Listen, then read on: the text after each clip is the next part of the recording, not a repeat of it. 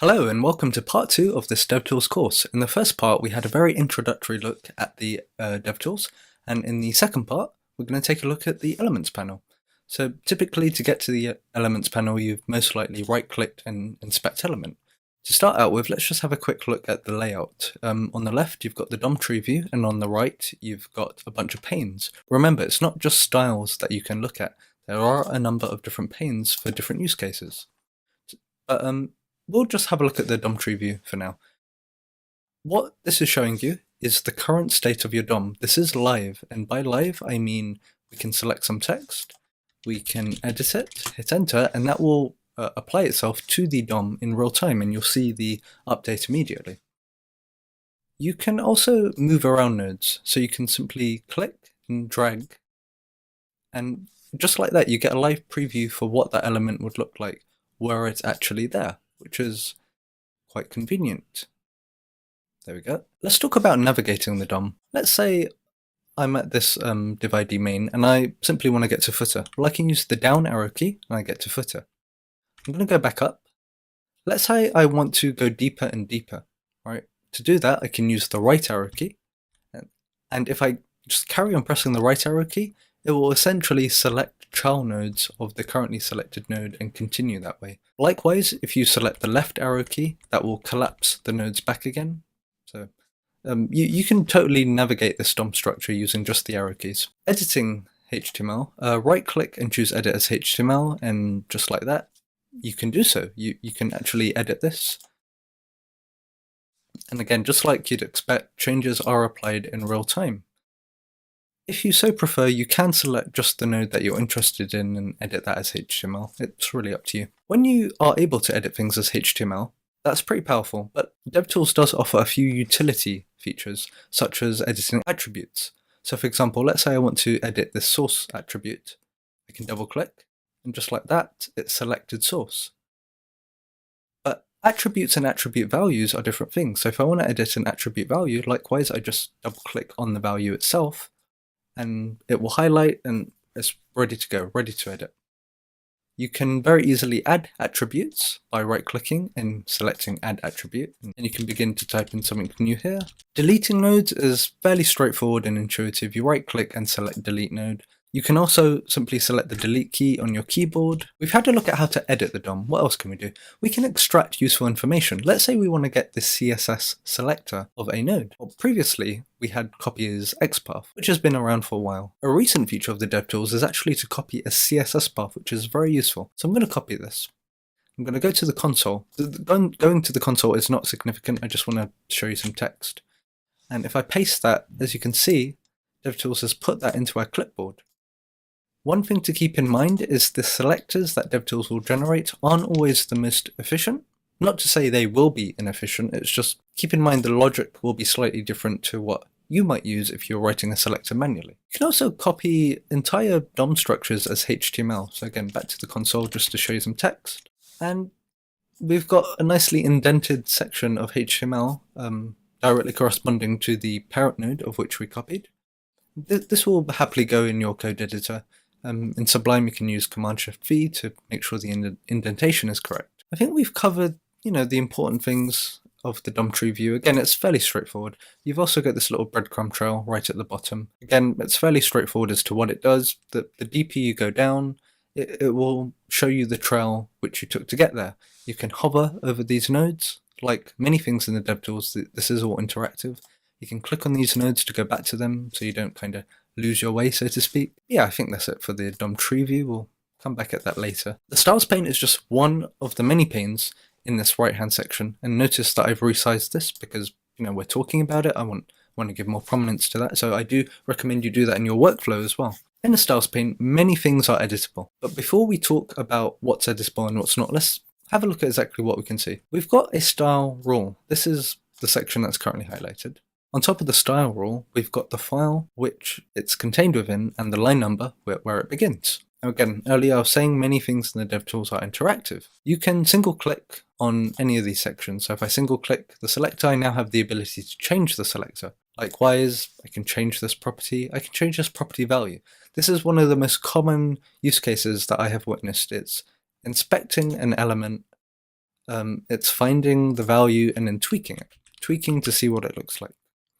Now while I'm here, I want to show you a cool little trick. We can use up and down arrow keys to increment and decrement by 1. M's are the perfect use case because you don't want to go from 2 to 3. You want small increments. So to do that, we can do Alt and up, and that will increment by 0.1 or decrement. And we can also use Shift and up. That will increment by 10.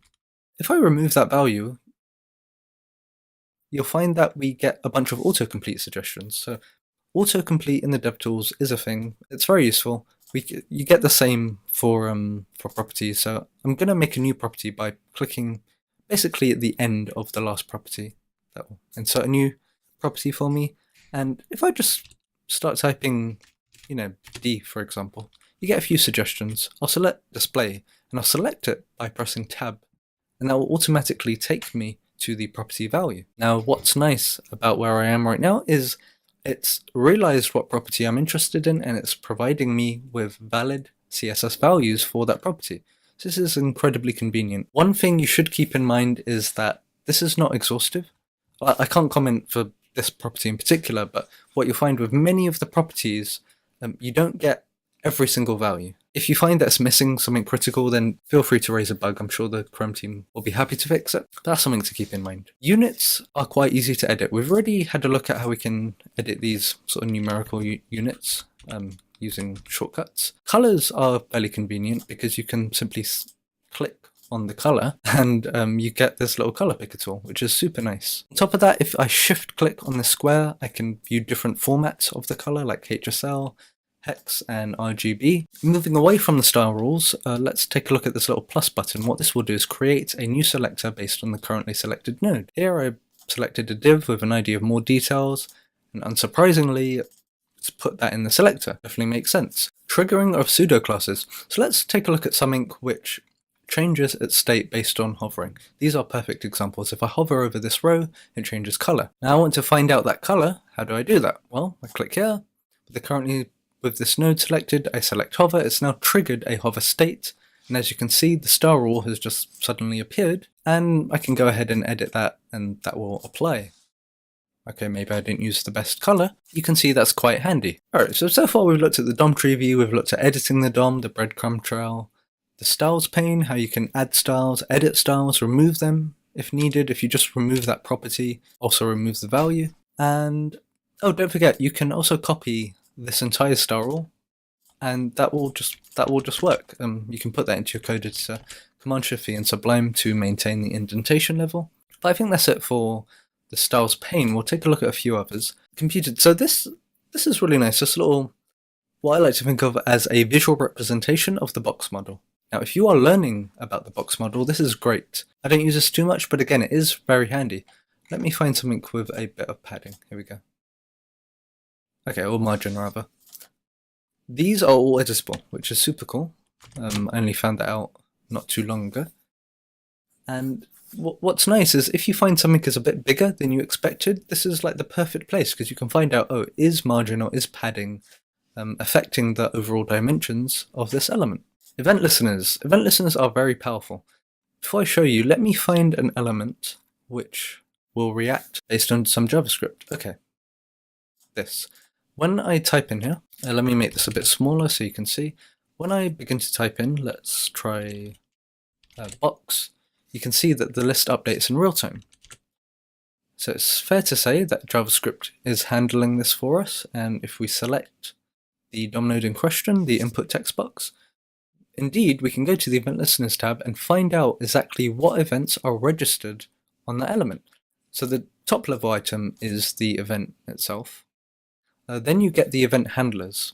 I guess the parts that you want to pay attention to, or that are most likely going to be useful to you, is the line number, the file where it's actually occurring, the event name, and the function itself. You might be asking, well, how would you be aware of the function? Well, you can hover over it and see the source, which is really useful. You can, even better, you can right click and go to show function definition. So this is super convenient. It's really great. I know there's an extension, Chrome extension, which does something similar. It'll show you registered event listeners on various elements on your page. this is very similar. Oh, one thing I would add, do keep in mind that I'm currently using an incognito window. I do suggest you do the same. If you have a bunch of Chrome extensions, like I do, they can very well attach event listeners to your DOM. So what will happen is you'll select one, and you'll see a bunch of events here. And you won't know exactly what's from your own source code and what's from, this external script. It's basically because extensions won't run in incognito windows unless you instruct them to. And scroll into view is pretty useful. If I select something right at the bottom, okay.